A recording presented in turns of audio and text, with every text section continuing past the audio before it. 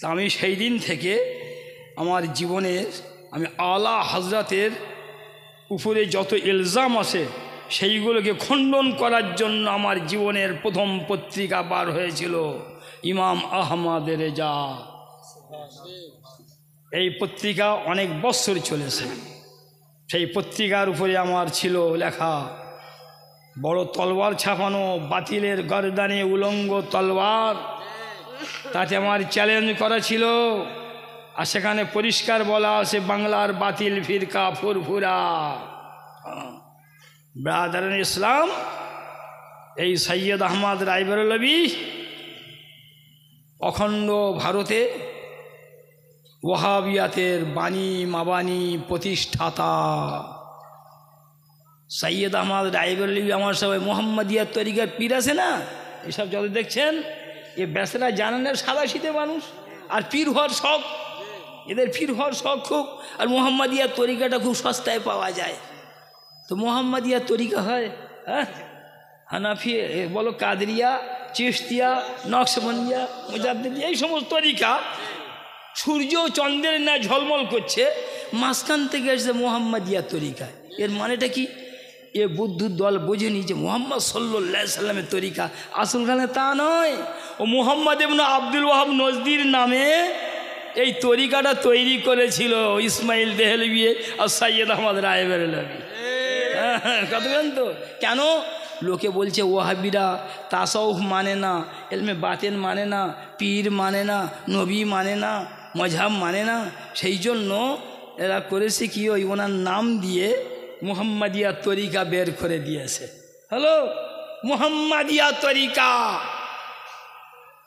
এই মুহাম্মাদিয়া তরিকার আসল পীরকে বলো, সৈয়দ আহমদ রায়বেরেলভী। সৈয়দ আহমদ রায়বেরেলভী কত বছর বয়সে 3 টুকরো 4 টুকরো 5 টুকরো হয়েছে জানা আছে? কাফন পায়নি, গোসল হয়নি, কবর হয়নি, জানাজা হয়নি 45 বছর বয়সে। আর ইসমাইল দেহলভী ওর মুরিদ ছিল 47 বছর বয়সে। বালাকোটের ময়দানে খণ্ড দ্বিখণ্ড 4 খণ্ড 5 খণ্ড হয়েছিল, এদের কিছুই হয়েছিল না। হলো পরে এই এখান থেকে কুড়িয়ে নিয়ে ওখান থেকে কুড়িয়ে নিয়ে এক জায়গায় দাফন করেছে। এটা সম্ভবত সৈয়দ সাহেবেরই হবে, মাথার চুল দেখে বলছে। সৈয়দ সাহেবের কেউ দেখতে চান তা আমার কাছেও জিয়ারত করে যাবেন, ছবি এখানে আসে। আর কীরকম টুপি মাথায় দিয়ে আসে খালি দেখবেন, হ্যাঁ, আপনাদের সব পছন্দ হয়ে যাবে। হ্যাঁ, সৈয়দ আহমদের টুপি কীভাবে মাথায় দিয়ে বসে আছে দেখলে আপনাদের খুব পছন্দ হয়ে যাবে। এই সৈয়দ আহমদ প্রথম জীবনে ছিল পিন্ডারি দস্যু দলের সদস্য। সৈয়দ আহমদ রায়বেরেলভী প্রথম জীবনে ছিল পিন্ডারি দস্যু দলের সদস্য, খুব শক্তিশালী ছিল। আর সবচাইতে বংশের বোকা বেওকুফ কারিমা বাবা সাহে বরহালে মা, এই ছন্দটুকু ঘন্টার পর ঘন্টা পড়তো, পড়ে ফের ভুলে যেত, বলার সময় বলতে পারত না, লেখাপড়া জীবনে শিখতে পারেনি। সৈয়দ সাহেব আব্দুল আজিজ মুহাদ্দিস দেহলভী রহমাতুল্লাহের কাছে চলে গিয়েছিলেন, তা গিয়ে পড়াশোনা করবেন। তো যে পড়া দিচ্ছে তা বলছে ওই আর দেখতে পাই না, কেতাব খুলছে তো আমি অক্ষর দেখতে পাচ্ছি না। তা শাইখ আব্দুল আজিজ মুহাদ্দিস দেহলভী আমাদের সূক্ষ্ম সূক্ষ্ম জিনিস, ছোটো ছোটো জিনিস, এটা দেখতে পাচ্ছ? হ্যাঁ দেখতে পাচ্ছি। এটা দেখতে পাচ্ছ তো? হ্যাঁ দেখতে পাচ্ছি। কিন্তু কেতাব যখন খুলে দেওয়া হচ্ছে আমি দেখতে পাচ্ছি না। তা উনি বলে দিলেন জাহিরি বিদ্যা এর ভাগ্যে নেই। কথা বললেন তো, মানে আসলখানে আর খোলের কথাটা আর বললেন না যে এ বদমাইশ, হ্যাঁ, এ কথা না বললে জাহিরি বিদ্যা এর ভাগ্যে নেই। আর জীবনে কিছু হয়নি। এই ইতিহাস আমি সব কথা বলতে পারবো না, এরা শহীদ বলে না, শুধু এতটুকু ইতিহাস একটু বলে দিয়ে দিচ্ছি, হ্যাঁ, যে শহীদ কাকে বলে। হ্যাঁ, শহীদ কাকে? কোনো মুসলমান যদি কারো জবাই করে দেয় তা শহীদ হবে? হ্যাঁ, কোনো মুসলমান জবাই করলে শহীদ হবে? হ্যাঁ। তো সৈয়দ আহমদ রায়বেরেলভী আর ইসমাইল দেহলভীকে বালাকোটের ময়দানে কারা 3 টুকরো 4 টুকরো করেছিল শুনেছেন? হ্যাঁ, আফগানিস্তানের মুসলমান, পাঠান মুসলমানেরা আর পাঞ্জাবের হরি সিংয়ের সেনাপতিরা, সৈন্যরা কিভাবে হলো? এরা চলে যাচ্ছে শিখেদের সঙ্গে যুদ্ধ করতে।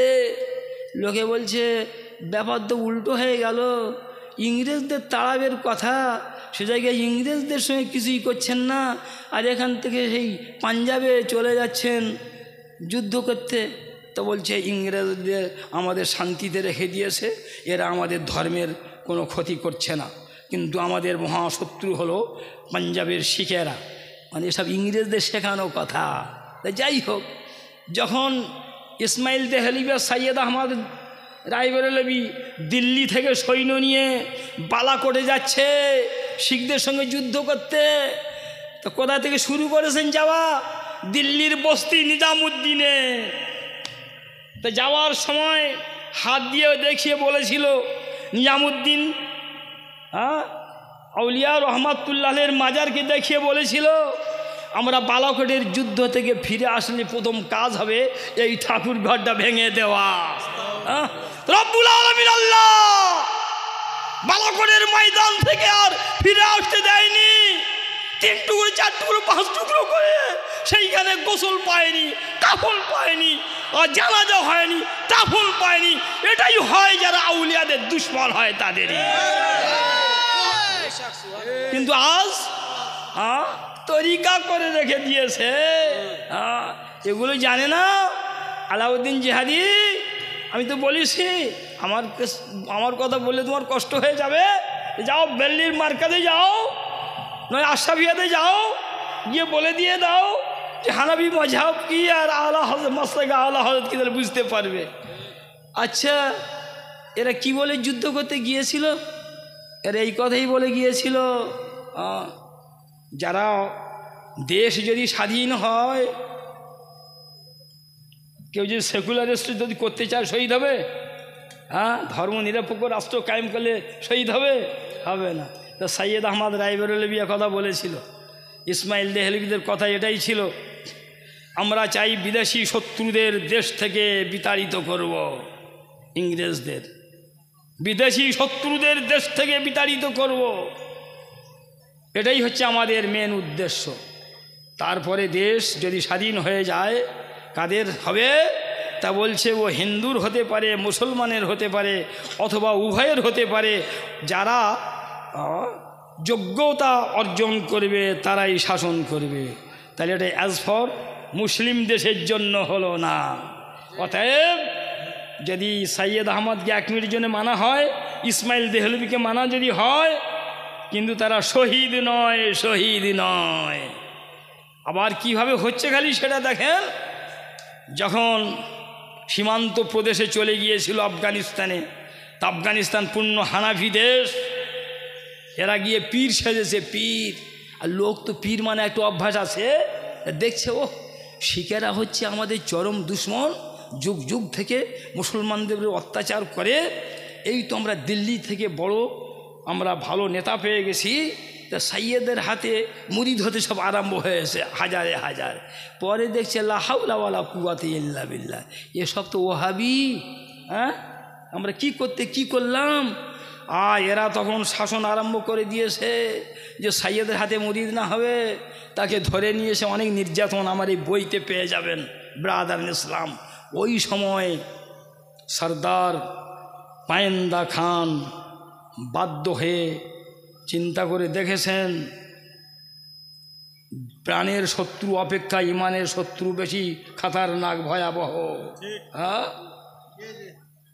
শিখেরা তো হচ্ছে আমাদের প্রাণের শত্রু, আর এ 2 শয়তান তো দেখতে পাচ্ছি আমাদের ইমানের শত্রু।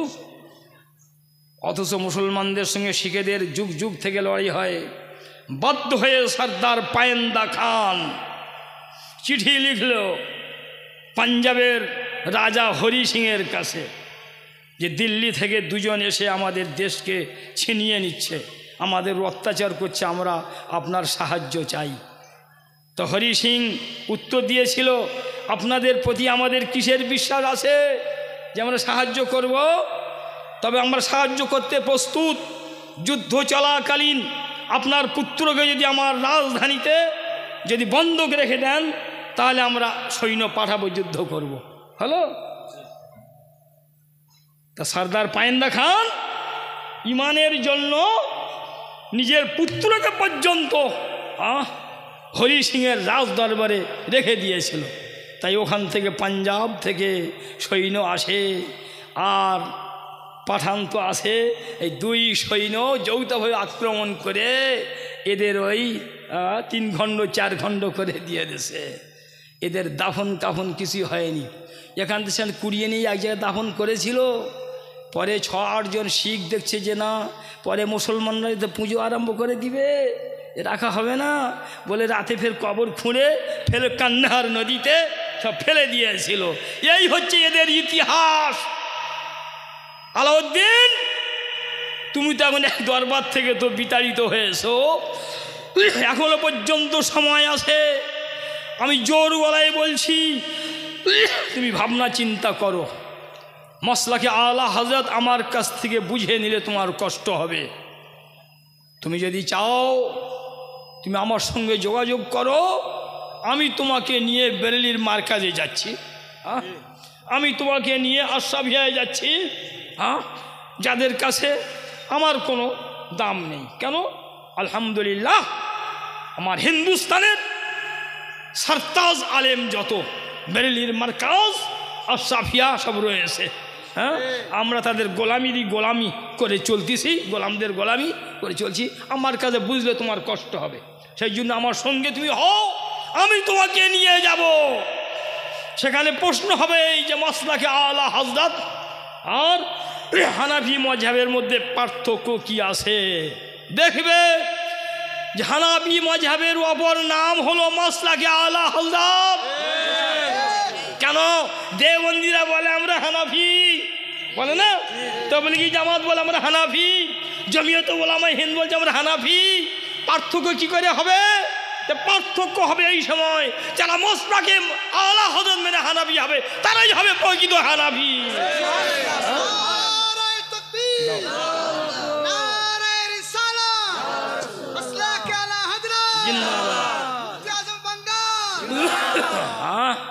তারাই হবে হানাফি। পার্থক্য কি করে হবে?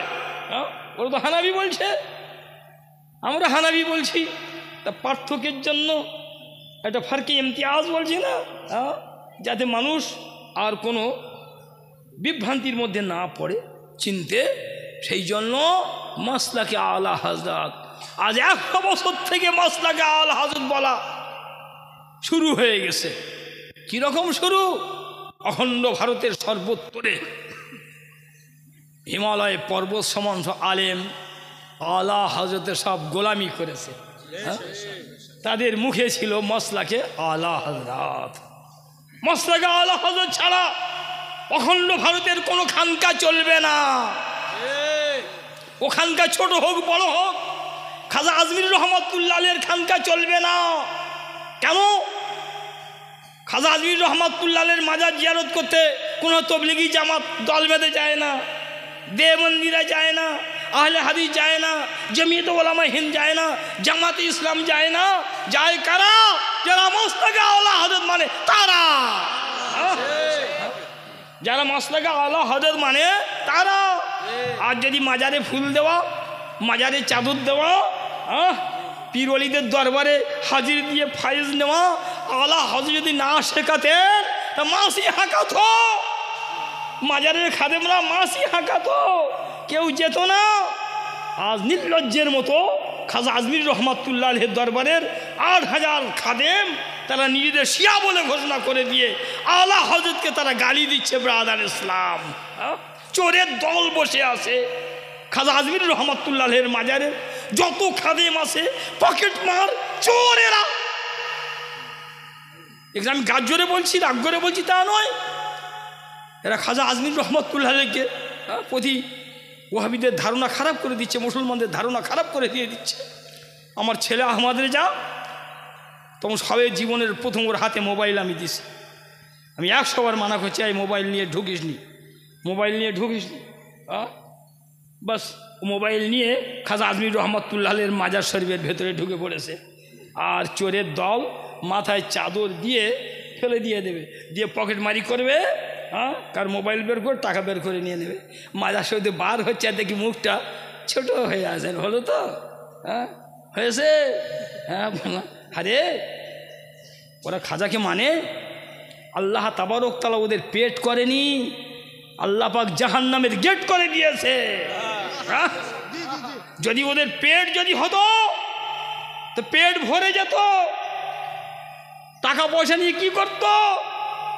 আজ যদি খাজা আজমির রহমাতুল্লাহ আলাইহির দরবারের খাদেমরা যদি ইচ্ছা করতো যে আমরা মাদ্রাসা করব, দিনের কাজ করব, তা দেওয়াল ফেল বেড়ে যেত।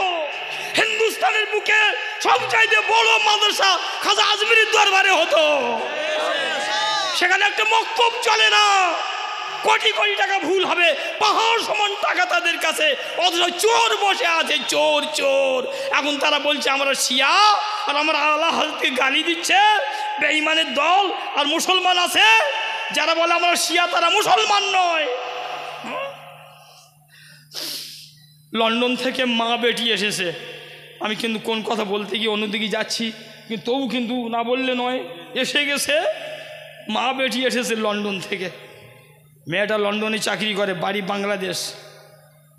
বেচারি ব্যাগটা যদি ঘরে রেখে যদি মাজার জিয়ারত করতে আসে তো হয়, ও ব্যাগ কাঁধে নিয়ে চলে এসেছে।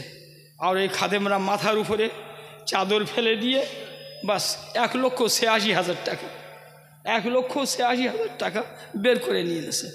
তো কী বলবো, পাগল হয়ে যাচ্ছে। তো বুড়ি মা কাঁদতেছে আর জোয়ান বেটি থামাচ্ছে, মা খাজা বাবা আবার দিয়ে দিবে, এই বলে সান্ত্বনা দিচ্ছে। হ্যাঁ, এই বলে সান্ত্বনা দিচ্ছে। কত বড় আফসোসের কথা! কি মন নিয়ে আজ তারা এসেছে খাজা আজমির রহমাতুল্লাহর দরবারে, কি মন নিয়ে আসতেছে সারা দুনিয়ার মানুষ খাজা আজমির রহমাতুল্লাহর দরবারে। আর তোমরা সেই দরবারে তার সামনে পকেট মারি করছো, মানুষকে কাঁদাচ্ছ। তাহলে খাজার থেকে তোমাদের লজ্জা আছে? হ্যাঁ, তাহলে আমি বলবো যে খাজা আজমির রহমাতুল্লাহর ফায়েজ আর নেই। হ্যাঁ, আগে মানুষ মাজারে যেত, বেদাড়িওয়ালা গিয়ে দাড়িওয়ালা হয়ে আসতো। হ্যাঁ, মাজার থেকে গিয়েছে চলে এসে দাড়ি ছেড়ে দিত। বেনামাজি যেত তো মাজার জিয়ারত করে এসে নামাজি বনে যেত। হায় হায়, আজ মাজারের অবস্থা সব কি হচ্ছে! সেই জন্য বলছি খুব সাবধান। আমার আলা হজরতের মাসলাকের দিকে কোনো ওয়াহাবি দেওবন্দি জামাত ইসলামী তাকিয়ে কথা বলার স্পর্ধা রাখতো না। কেন? মাসলাকে আলা হজরত আয়নার থেকে সাপ ছিল, সাপ। আজ কিন্তু একটা অংশ তারা নামে বলছে আমার মাসলাকে আলা হজরত মানি, আর নিজের হাতে কাদা নিয়ে আর মাসলাকে আলা হজরত লেপন দিয়ে, হ্যাঁ, আজ কালো করে ফেলছে। হ্যাঁ, আজকের মাসলাকে আলা হজরতের দিকে ওয়াহাবি দেওবন্দি শুধু কথা বলছে না, তারা নাকের ওর আঙ্গুল দিয়ে দেখিয়ে দিচ্ছে সেজদা হয় না, কবরে সেজদা হয় না। ও কি হচ্ছে, তুমি না করতে পারবে? হ্যাঁ, কবরে খাদেমরা জোর করে নিয়ে সেজদা করাচ্ছে, মেয়ে মরদের মেলা হচ্ছে। তাহলে আলা হযরতকে কি বলে দেওবন্দিরা? তাবলীগি জামাতের লোক, আহলে হাদিসের লোক, আর জমিয়ত উলামায়ে হিন্দের লোক, তারা কি বলে? যে আহমদ ইজা খান একজন বেদাতি, কবর সেজদা জায়েজ বলে। হ্যাঁ, চলু নাউজিবুল্লাহ বলো না, হাকিকত শুনে রাখো। নাউজিবুল্লাহ তো বলছে আলহামদুলিল্লাহ, কিন্তু হাকিকত শুনে রাখো। কবর সেজদা করা হারাম, আশরাফ আলী থানভী বলেছেন। কবর সেজদা করা হারাম, ফুরফুরা রুহুল আমিন সাহেব বলেছেন। কবর সেজদা হারাম, যত বাতিল ফিরকা আছে তারা বলেছে। আর আমার আলা হযরত তিনি বলছেন কবর সেজদা হারাম, বলার সঙ্গে সঙ্গে 40টা হাদিস এনেছেন। 150 আইম্মায়ে দ্বীনের উক্তি এনে দিয়েছেন, কোরআনের আয়াত এনেছেন, তাফসীর এনেছেন, স্বতন্ত্র কিতাব লিখেছেন। আর জুবদাতুল জাকিয়া লে সিদ্দাতুত তাহিয়া, এই কিতাবের মধ্যে পরিষ্কার করে দিয়ে দিয়েছেন 40টা হাদিস এনে। কেউ কবর যদি সেজদা করে সম্মানার্থে তো হারাম হবে, আর যদি ইবাদতের উদ্দেশ্য হয় তো কাফের মুশরিক হবে। দেখাও দেওবন্দি আশরাফ আলী থানভীর একখানা কিতাব যার মধ্যে 10টা হাদিস আমি দেখব। দেখাও ফর্মুলাপন্থী, তোমাদের মৌলবীদের একটা কিতাব দেখাও যার মধ্যে কবর সেজদা হারাম বলেছে আর 10টা হাদিস দেখাতে পেরেছে। আলহামদুলিল্লাহ, আমার আহমদ রাজা খান ফাজলে বেরলভী আলাইহি রহমত ও রেদওয়ান কেবল হারাম বলেননি, হারাম প্রমাণ করিয়ে দিয়েছেন 40টা হাদিস দিয়ে। আবার ফের তিনি সেজদা করার কথা বলেন না, লানাতুল্লাহে আলাল কাযিবিন, মিথ্যাবাদীদের উপরে আল্লাহ তাবারক তাআলার অভিসম্পাত লানত। ব্রাদার ইসলাম শুনে রেখে দেন, আরো বলছি সুন্নি মৌলভী সাহেবগণ কান খাড়া করে শোনো, দালালি করো নাই বলে দিচ্ছি। তোমরা মাজারে কোন লজ্জায় গিয়ে জলসা করে আসছো? কোন লজ্জায় তোমরা মাজারে মাজারে যাচ্ছ জলসা করতে? পশ্চিমবাংলায় একমাত্র কাগজ কলম, যেটা দৈনিক কাগজ, এই কাগজের পরিচালকগণ সব আহলে হাদিস।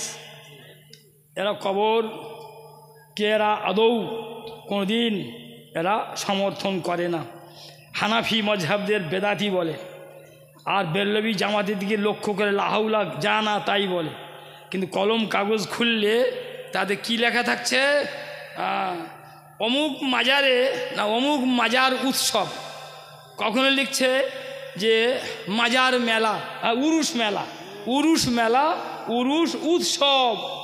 আর এরা মনে করছে আমাদের উরুসের কথা প্রচার হয়ে যাচ্ছে কলম পত্রিকাতে। এদের লজ্জা লাগলো না যে তোমার উরুস শরীফটাকে এখন উরুস মেলা বলে লিখছে?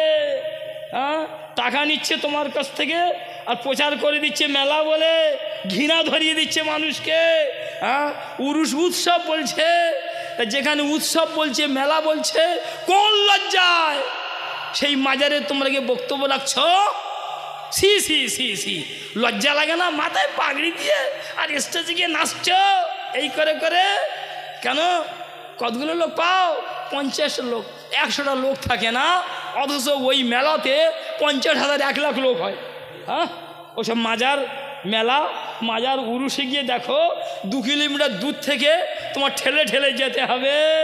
আর যেখানে জলসা হচ্ছে সেখানে গিয়ে দেখো মাথায় পাগড়ি দিয়ে আর নাচ কি! ওরে বাপরি বাপ, জীবনী বক্তা হয়েছে না, মাথায় পাগড়ি দিয়ে নাচ কি! আর আলা ইন্না আউলিয়া আল্লাহ লা খাউফুন আলাইহিম ওয়া লা হুম ইয়াহজানুন, এই আয়াত পড়ে দিয়ে আর শুনিয়ে দিচ্ছে বাবা এর গুরুত্ব এই গুরুত্বেই। তোমাদের লজ্জা লাগলো না? মাজার কমিটিকে ফোন করে বললে না আমরা আপনার জলসায় যাব না, বয়কট করলাম। কেন? তো কলম কাগজের কাছে কি বিজ্ঞাপন দিয়েছেন? বিজ্ঞাপনে আপনারা উরুস শরীফ না লিখে উরুস মেলা লিখলেন কেন? উরুস উৎসব লিখলেন কেন? তারা যদি বলে যে না ওটা আমরা লিখিনি, আমরা উরুস শরীফ লিখেছিলাম, কলম পত্রিকা করে দিয়েছে, তাহলে কেস করো, কলম পত্রিকার সম্পাদককে ধরো। এ কথা কই তুমি তো বললে না। আবার ফের তুমি করছো কি? বেদাতের জায়গা হয়ে গেছে এখন। যত মাজার দেখো অধিকাংশ মাজারের অবস্থা কি হয়ে গেছে? দোকানদারি শুরু হয়ে গেছে। দোকানদারি। আমি এবারে দিনাজপুরতে আসার সময় আলাউল হক পাণ্ডবী রহমাতুল্লাহের মাজারে জিয়ারত করে, হায় হায় হায়, শিবলিঙ্গ তৈরি করছে মাজারের বাইরে, কেন? যাতে অমুসলিমরা এসে এতে পূজা টুজা দেবে, শিবলিঙ্গ তৈরি। আমরা এটা হচ্ছে কেন? তাই এখন সব আসে অমুসলিমরা আসে, ও কি করছে? সি সি সি সি সি, এইটা আলা হযরত বলেছেন। এই সমস্ত দোকানদারি তুমি শেখাতে এসেছ মেয়েদের। তুমি ওখানে ফের মাজারে যাওয়ার জন্য বলতেছো মশলাকে আলা হযরতে যাওয়া চলবে না। আর রাসূল পাক সাল্লাল্লাহু আলাইহি ওয়াসাল্লাম কি বলেছেন তোমার হুঁশ নেই? কি বলেছেন? লানাল্লাহু আলা জাওয়ারাতিল কুবুর, যে সমস্ত মহিলা মাজার জিয়ারত করতে যায় তাদের উপর আল্লাহ পাকের অভিশাপ। এটা মোস্তফার হাদিস। আর হানাফি মাযহাবের সর্বসম্মতিক্রমে রায় আমি তো পড়ে দিলাম। আল ফিকহু আলাল মাযহাবিল আরবা, কার ঘরে কেতাব আছে বের করো, সেখানে আমি যে কোটেশন দিয়েছি এই কোটেশন মিথ্যা বলে কি প্রমাণ করো। আর তা যদি না হয় তো কোন লজ্জায় আমার আলা হযরত ওই হাদিসগুলো এনে দিয়েছেন। আমার আলা হযরত হানাফি মাযহাবের মসলাকগুলি এক জায়গায় করে দিয়ে দিয়েছেন। এরই নাম হচ্ছে মসলাকে আলা হযরত। আলা হযরতকে ঠুনকো মনে করে নিয়েছো? রাসূল পাক সাল্লাল্লাহু আলাইহি ওয়াসাল্লাম বলেছেন ইন্নাল্লাহা ইয়াবাসু লিহাজিল উম্মাত আলা রাসে কুল্লে সানাতিন মাই ইউজাদ্দিদুলাহা দীনাহা। আল্লাহ পাক 100 বছর পরে পরে একজনকে পাঠাবেন। কি করবেন? মোস্তফার দিনকে রিনিউ করবেন, নতুন করে সাজাবেন। এক মুজাদ্দিদের পরে আরেক মুজাদ্দিদ আসতে 100 বছরের ভিতরে ওয়াহাবি পয়দা হবে, দেওবন্দি পয়দা হবে, তবলিগ জামাত পয়দা হবে, যত বাতিল ফেরকা পয়দা হবে, আর তারা মোস্তফার নাম দিয়ে নামাজের দাওয়াত দিয়ে আসবে আর বলবে আমাদের হাতের লাঠিটা কুকুর মারার কাজে আসে, কিন্তু মুহাম্মদ সাল্লাল্লাহু আলাইহি ওয়াসাল্লাম তারা অতটুকু কাজ হবে না। নাউযুবিল্লাহ, নাউযুবিল্লাহ। ফের এই দিনকে নতুন করে সাজানোর জন্য 100 বছর পরে পরে একজনকে আল্লাহ পাক পাঠিয়ে দিয়ে দেন, যে বাতিলের সামনে সিনাকে শক্ত করে দিয়ে দাঁড়িয়ে যাবে। বিএসএফ কাকে বলে? বর্ডার সিকিউরিটি ফোর্স, তাই না? তো মুজাদ্দিদ হচ্ছে তাদের কমান্ডার। মুজাদ্দিদের কাজ এই। 100 বছর পরে কজন হবে? একজন বলছে না? ও মুর্শিদাবাদে পশ্চিমবাংলায় কজন হয়েছে মুজাদ্দিদ?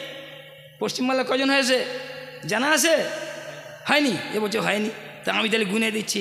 হাওড়াতে 2টো, হুগলিতে 1টা, উত্তর 24 পরগনায় 1টা, মুর্শিদাবাদে 1টা, আর বীরভূমে 1টা।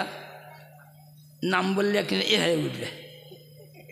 সি সি সি সি সি হ্যাঁ, আল্লাহ রসুল বলছেন যে 100 বছর পরে পরে একজন আসবে, মুস্তফার দিনকে নতুন করে সাজাবে।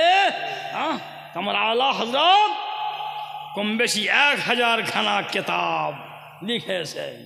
কাদিয়ানি থেকে আরম্ভ করে, শিয়া থেকে আরম্ভ করে, ওয়াহাবি থেকে আরম্ভ করে, ওই জামানায় এমন কোনো বাতিল ছিল না যার শিরচ্ছেদ না করেছেন।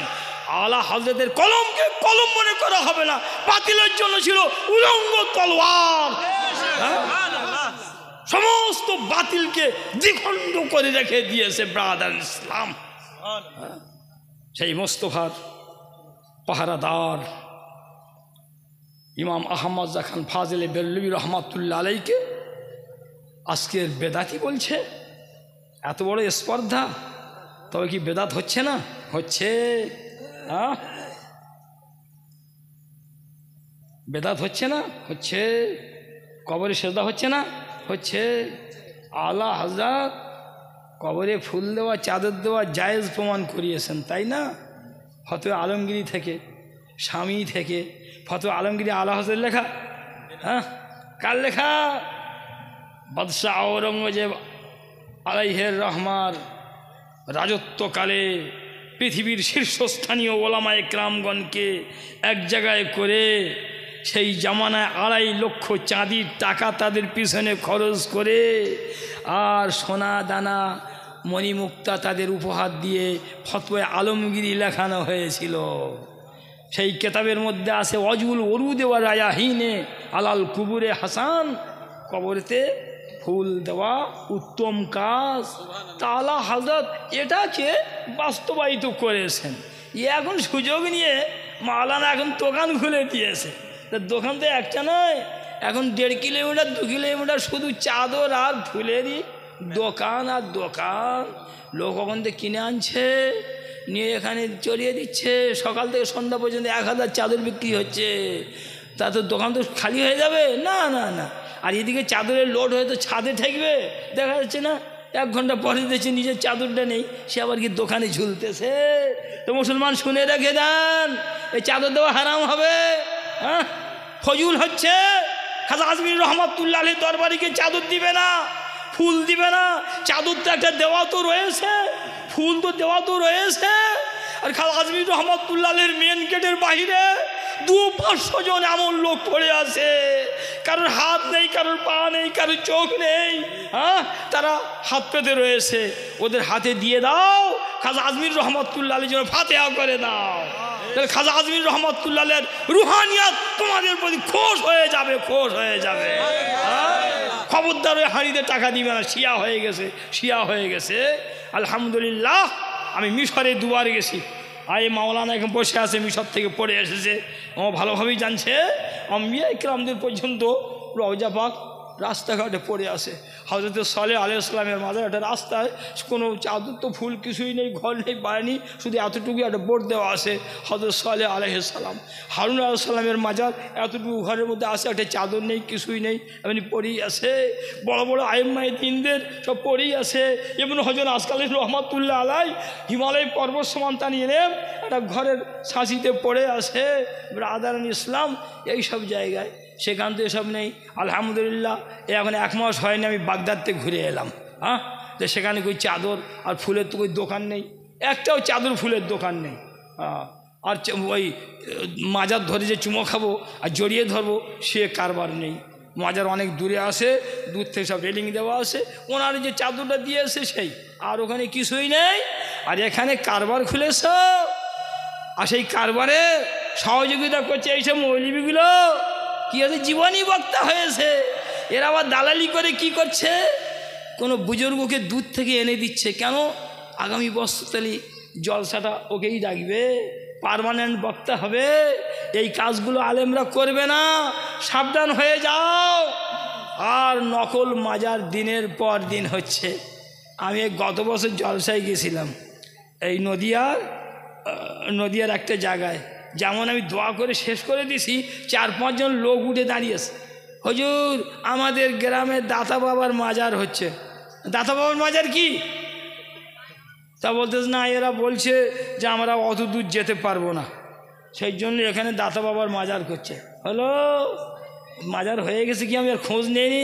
এইসব মৌলবীরা যাবে দাওয়াত করলে, এরা মাথায় পাগড়ি দিয়ে আর কি যে নেচে নেচে যে ওয়াজ ধরে দিবে।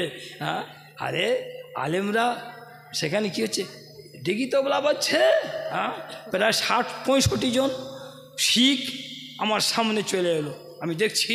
তা খাজা আজমির রহমাতুল্লাহ মেন গেটে দাঁড়িয়ে 3 জন মেয়ে ছেলে গিয়ে এনেছে, তারা নাচবে। তা 3টে মেয়ে ছেলে আর সেই ঢোল আর বাজনা, সেই নাচ আর সেই নাচ। প্রায় আধ ঘন্টা 1 ঘন্টা ধরে নাচ আর গান হলো।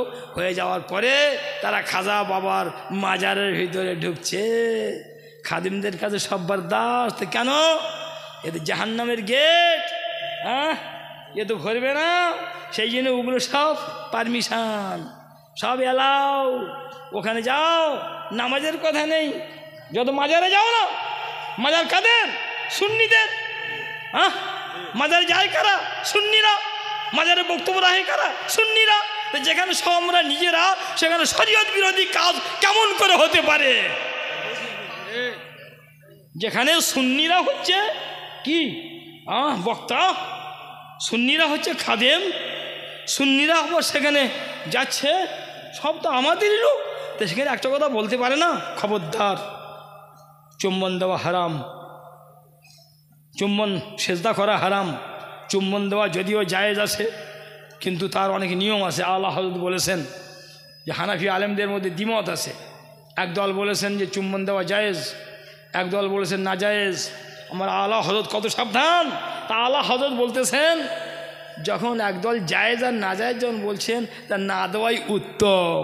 হ্যাঁ, ফের আবার তার নামে বদনাম। হ্যাঁ, তা আলেমরা বলতে পারে না। কেন বলে না? ডাকা হবে, ওই মাজারে যাচ্ছ, 50,000 লোকের একটা জামাত হচ্ছে না কেন? হ্যাঁ, তবে নাকি জামাত বড় বড় ইজতেমা করে দেখিয়ে দিচ্ছে দুনিয়াকে। হ্যাঁ, 1 লক্ষ লোকের জামাত যদি হয়, তা লোক এমনি মেনে নিয়ে নেবে। চাইপার হোক, কত সুন্দর হচ্ছে দেখো তো, মানুষ তো নামাজ তো পড়ছে, একটা প্রভাব পড়ছে। ওই এদের জামাত হয় না কেন? হ্যাঁ, অথচ সেখানে 2-4 লাখ লোক যাবে। ও সব কারবার নেই। আপনকে মসজিদে নামাজ পড়ো না পড়ো, একবার দরুদ শরীফ পড়েন, আল্লাহুম্মা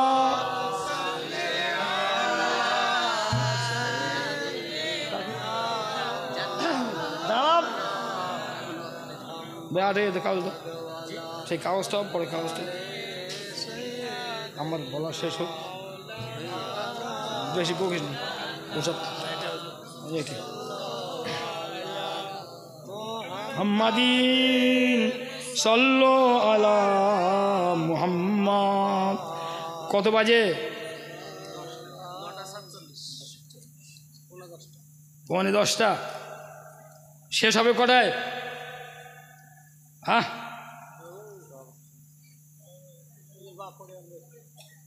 চুপ করে শোনো, চুপ করে শোনো, বেশি বকো না, আমি ছেড়ে দেবো আমার ইচ্ছায়, আমি কি বেশিক্ষণ বলতে পারবো না। দেখো তো কী দিচ্ছে লিখে, কি আছে? আসসালামু আলাইকুম। বিশ্বনবী হযরত মুহাম্মদ সাল্লাল্লাহু আলাইহি সাল্লাম বলে গিয়েছেন, একদা এক সময় অশিক্ষিত বা অসামাজিক লোকেরা সমাজের শাসক হবে। বর্তমানে এমনটাই ঘটছে। বিশেষ করে মসজিদ, ঈদগাহ, গোরস্থান পবিত্র স্থানগুলিকে তারা দখল করার ক্ষমতা বা শাসন চালানোর চেষ্টা করছে। এমন অবস্থায় কী করণীয়? মসজিদের দায়িত্ব কমিটি বাবু, এ সম্পর্কে আমার পত্রিকার সামনে যেটা বার হচ্ছে জানুয়ারিতে তাই পাবে। আজকেকার হচ্ছে মাসলাকে আলা হযরত কাকে বলে, এটা সম্পর্কে আমি আলোচনা আরেকটু আমি করে দিয়ে দিই। শোনেন, আজ ভারতবর্ষের বুকে যত বড় বড় খানকা আছে, কোনো কেন আগে দেব আপনার কথা মতো? আচ্ছা, না পাবে, না পাবে, পত্রিকা পাবে না কেন? পরে হবে। আমি যেটা এখানকার মসলাকে আলা হযরত কনফারেন্স সেইটা হবে। তারপরে ইমাম সংগঠন করছেন, আমি রাগ করি বলিনি, আপনি বলুন করছেন। ইমাম সংগঠন সর্বনাশ করবে আপনাদের। কেন কেন আমাকে বলুন, এবার আমি বলে দিচ্ছি। ইমাম সংগঠনে খবরদার কেউ যোগ দেবেন না। মমতা সরকারের কাছ থেকে যেদিন এরা 8,000 10,000 টাকা বেতন করে নিতে পারবে, সেদিন আপনার আর কোনো ক্ষমতা থাকবে না। গ্রামের মানুষ সবাই মিলে আমাদের পছন্দ মতো ইমাম রাখবো, তা হবে না। ইন্টারভিউয়ের মাধ্যমে আসবে। তাই সুন্নি আসতে পারে, ওহাবি আসতে পারে, শিয়া আসতে পারে, কাদিয়ানি আসতে পারে। সেই জন্য বলছি যে মুসলমানরা যেন সাবধান হয়, আর ইমামটাকে যেন বিক্রি না করে।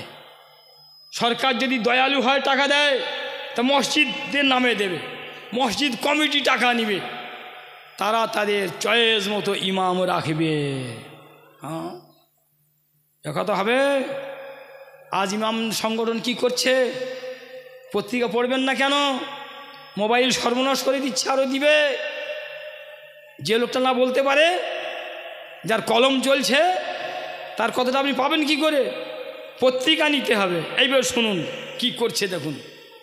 সরকার কি বলছে? বাল্য বিবাহ বলছে না, হুয়া করো। কত বছর বয়স পর্যন্ত বাল্য থাকছে? 18 বছর। আর আমার কাছে আমি দেখাচ্ছি, আজ 10 দিন আগে আনন্দবাজারে দিয়েছে, ক্লাস 5-এ পড়ে, সেই মেয়ের প্রসব হয়ে গেল। কত বছর হয়েছিল? 18 বছর বয়সে 5-এ পড়ে। হ্যাঁ, আর শরীয়ত কত বলছে? 9 বছর। দেখো আলেমরা বসে আছে যে 9 বছর বয়সে একটা মেয়ে ছেলে সাবালিকা হতে পারে, 10 বছরে বাচ্চা আসতে পারে।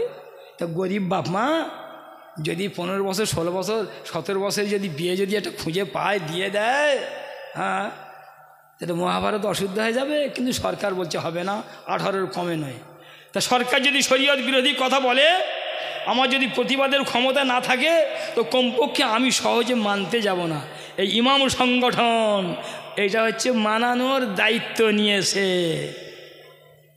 দেখবেন ইমামদের কাজটা কি হচ্ছে। আমার এক ছাত্র 3-4 দিন থেকে মাদ্রাসায় যায়নি, কেন আসুনি কেন? তা কাঁদু মাদু হয়ে বলছে, হুজুর আমাকে থানায় 3-4 দিন রেখে দিয়েছিল ধরে। কেন? তা আমি একটা মেয়ে ছেলে তিনটে ছেলের সঙ্গে 3বার পালিয়ে গেছে। তো গরিব বাপ-মা একটা পাত্র পেয়েছে, বিয়ে এনেছে, আমি বিয়েটা পড়িয়ে দিছি, কিন্তু মেয়েটার বয়স 18 হয়েছিল না, তাই আমাকে ধরে নিয়ে গেছে, থানায় রেখে দিয়েছে। শোনো, হ্যাঁ, যে মেয়েটা 3বার 3টে ছেলে নিয়ে পালিয়ে যাচ্ছে, তাকে বলছে বাল্য বিবাহ রাখছ। 100 দিক দিয়ে ব্যভিচারের রাস্তা খুলে দেওয়া, আর 18 বছর আগে ফেরাতে বালিকা সাজাচ্ছ। তো দেখ, সরকার ভালো বুঝেছে, করছে। তো শরীয়তের আলেমরা যদি প্রতিবাদ যদি না করতে পারে, তো কমপক্ষে দায়িত্ব নেওয়া হারাম হবে। 40,000 আলেম কলকাতায় গিয়েছিল, ইমাম আর মুয়াজ্জিন বড় আশা নিয়ে গিয়েছিল যে মমতা সরকার আমাদের বেতন 8,000 10,000 করে দিয়ে দিবে। শেষ পর্যন্ত এই দেখিয়ে দিয়েছে, মানে 500 টাকা।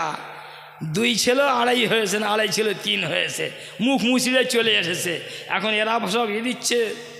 হ্যাঁ, আপনারা নার্ভাস হবেন না, আগামী দিনে আমরা চেষ্টা করছি বেশি হবে।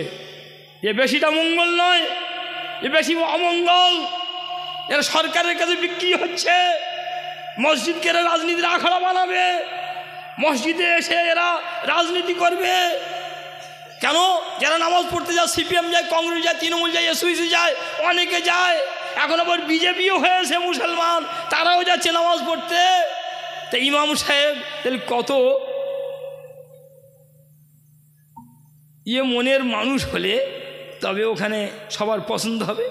আর যদি সাইড ঘাসা হয়, এরপরে নামাজ হবে, তা বিক্রি করবেন কেন? থানার বড়বাবু এখন ফোন করছেন, তাই না? এ তো কোনো আলেম ওলামাকে, যেটা সত্যি কথা, যেটা বাস্তব কথা, বড় বড় শিক্ষিত লোকেরা, তাদের মনের কাছে আলেমদের কোনো দাম নেই। আর মসজিদের ইমাম সাহেব বড়বাবুর ফোন আসছে, আপনারা ধর্মগুরু, আপনাদের কথা মানুষ খুব মাথায় রাখে, বাল্য বিবাহের দিকে খুব লক্ষ্য রাখবেন, আর পোলিও সম্পর্কে প্রচার করবেন। আর সামনে রমজানের এই কদিন বাকি আছে, অমুক তারিখে থানাতে সবাইকে বুঝিয়ে সুঝিয়ে এনে ইফতার পার্টিতে যোগ দেওয়াবেন। এরা তাই করছে না? আগামী দিনে আরও কি করে দেখবেন।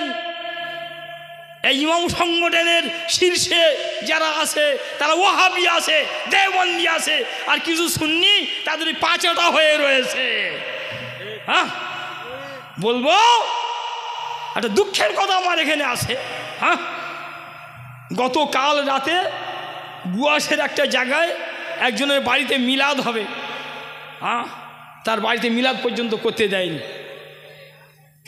কারা দেয়নি? ভালো করে খোঁজ নিলে দেখা যাবে যে এই শ্রেণীর আলেম। সেই জন্য বলছি, সমাজকে ঠিক রাখার জন্য আপনি সিপিএম করুন, কংগ্রেস করুন, এসইউসি, তৃণমূল, যা করছেন তা করছেন, কিন্তু আল্লাহর ঘরকে হেফাজতের জন্য সবাই কিন্তু একই প্ল্যাটফর্মে, একই মন মানসিকতা নিয়ে চলার চেষ্টা করুন, তবে শান্তি আসবে। আর কি আছে বলুন? আর একবার দোষী পড়ে নেন। আর কোন মৌলবি আসবে এখন? কোন মৌলবি আসবে? যে আসুক, আচ্ছা আসুক, আসবে, দাঁড়াও আর 10 মিনিট বলে দিই। আর মাত্র 10টা মিনিট পরে আনবে, যাকে আনবে 10 মিনিট পরে। এদের সঙ্গে দুটো কথা বলে নিন। বাবু দেখো, সামনে দিনকাল খুব কঠিন দিন। এই যে আগেতে যারা হিন্দু মুসলিমকে পাশাপাশি বাস করে আমরা বাস করছি না? হ্যাঁ, পাশে বাড়ি অমুসলিম নেই। হ্যাঁ, তা আমাদের কি কোনো গণ্ডগোল আছে? কিছুই নেই, ভাই ভাইয়ের মতো চলাফেরা করছি। কিন্তু তাই বলে একটা অমুসলিম ছেলে সে যদি এখন মুসলমান হয়ে যায়, তাকে কিন্তু ওরা পাড়াতে পল্লীতে রাখবে না। রাখবে? তা আমার ঘর থেকে যদি একজন যদি অমুসলিম হয়ে যায় পাড়া থেকে, তাই ঘরে রাখবো না, কখনই নয়। শুনুন, হানাফি মসজিদ, হানাফি মহল্লা, হানাফি এলাকা, কোথায় কিছু নেই।